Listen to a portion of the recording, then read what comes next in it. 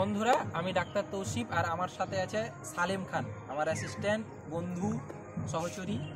তো আজকে দুজনে গল্প করতে করতে হঠাৎ করে এই একটা ইস্যু তৈরি হলো। সেটা হচ্ছে চিকিৎসা বিজ্ঞানের একটা কথা নিয়ে। সেটা হচ্ছে বিষ খাওয়া পেশেন্ট নিয়ে কী করবো স্যার।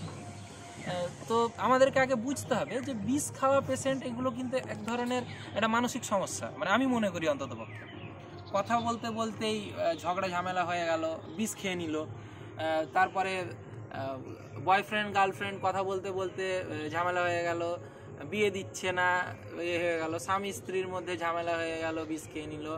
তারপরে চাকরি ক্ষেত্রে প্রমোশন হচ্ছে না, প্রচণ্ড চাপ দিচ্ছে, বিষ খেয়ে নিলাম, কিংবা একটা ঘটনা ঘটিয়ে ফেললাম। বেশিরভাগ ক্ষেত্রে কি হয় যে আমরা উকুন মারা বিষ খেয়ে ফেলি, তার সাথে সাথে আমরা বিষ খেয়ে ফেলি আপনার ওই অর্গানোফসফরাস বলে মেডিকেলি, যেটাকে ওই ইঁদুর মারা বিষ বলে সাধারণত, কিংবা ঘাস মারা একটা খুব বাজে টাইপের বিষ আছে, বিচ্ছিরি গন্ধ করে। এই সমস্ত কেসগুলো হর হামেশাই আমাদের সাথে কিন্তু আসতে থাকে হাসপাতালে। তো ঘটনা হয় যে এই কেসগুলো কি করব, রোগী কিন্তু হন্তদন্ত হয়ে বাড়ির লোক নিয়ে আসে, ভাবে যে প্রাথমিক স্বাস্থ্যকেন্দ্রে এলে বিরাট কিছু সমস্যার সমাধান হবে, কিন্তু না, এটার সমস্যার সমাধান আপনারাই বাড়িতে কিন্তু করতে পারবেন। প্রথম হচ্ছে যে এই রকম যে কোনো রকমের বিষ প্রথমত অ্যাভেলেবেল না রাখা আশেপাশে, ঠিক আছে। মেয়েরা সবচেয়ে বেশি খায়, এখন দেখছি ছেলেরাও খেতে শুরু করেছে। তো বাড়িতে যাতে এইরকম বিষ না থাকে, কেনা না হয়, কিংবা কেনা হলেও সেটা যাতে আলাদা জায়গাতে থাকে যেটা কেউ জানবে না, এরকম।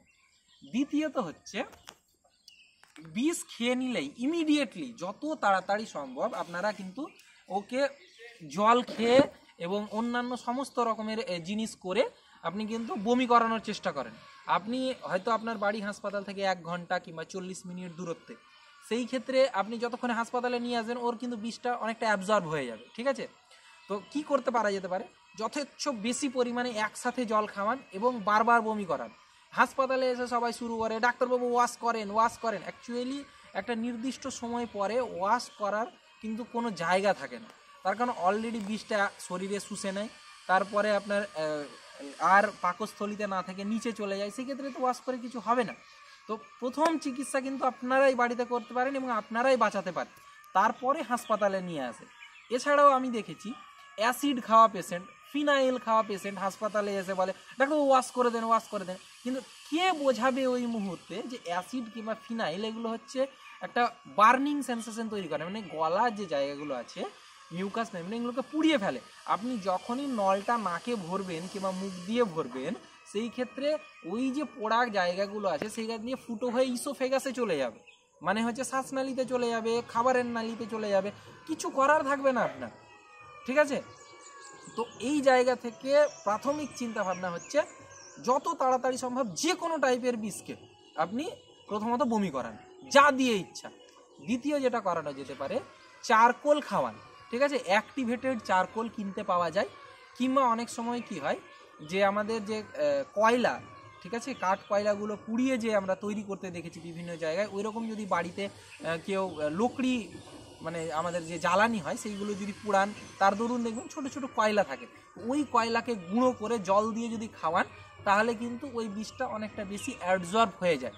এবং সর্বোপরি চেষ্টা করা এইরকম অপ্রীতিকর ঘটনা যাতে কোনো মতে না ঘটে, তার জন্য মেন্টাল কাউন্সিলিং। কেন আমাদের খারাপ লাগে যখন আসে, চিকিৎসা করে দিয়ে পারি না বাঁচাতে, চোখের সামনে দেখা পেশেন্ট এরকম, এবং শোনা পেশেন্ট বিষ খেয়েছে, পেশেন্ট বলছে যে আপনার অ্যাসিড খাওয়ার পরে যে আমার গলা থেকে কিছু একটা ছুটে পড়ে গেল নিচের দিকে, মানে হচ্ছে বার্নিং হওয়ার দরুন ওইটা গলাটা তার ওপরের অংশ এবং নিচের অংশ ছুটে পড়ে গেল, তার দরুন কিছুক্ষণ পরেই কিন্তু পেশেন্টটা মারা গেল, ঠিক আছে। তো এই জিনিসগুলো যখন পেশেন্ট বুঝতে পারবে না, যে যখন এরকম ঘটনা ঘটিয়ে ফেলে তারপরে কিন্তু ওর বাঁচার ইচ্ছা প্রচণ্ড বেড়ে যায়, তখন কিন্তু ডাক্তারের হাতেও কিছু করার থাকে না, পরিবারের লোকের হাতেও কিছু করার থাকে না। তাই এরকম অপ্রীতিকর ঘটনা থেকে বেঁচে থাকুন, বাঁচিয়ে রাখুন, মানসিক কাউন্সিলিং করুন, ওষুধগুলোকে কিংবা বিষগুলোকে দূরে রাখুন, এবং যত তাড়াতাড়ি সম্ভব সেই যে জিনিসগুলো করতে বললাম সেগুলো ফলো করুন।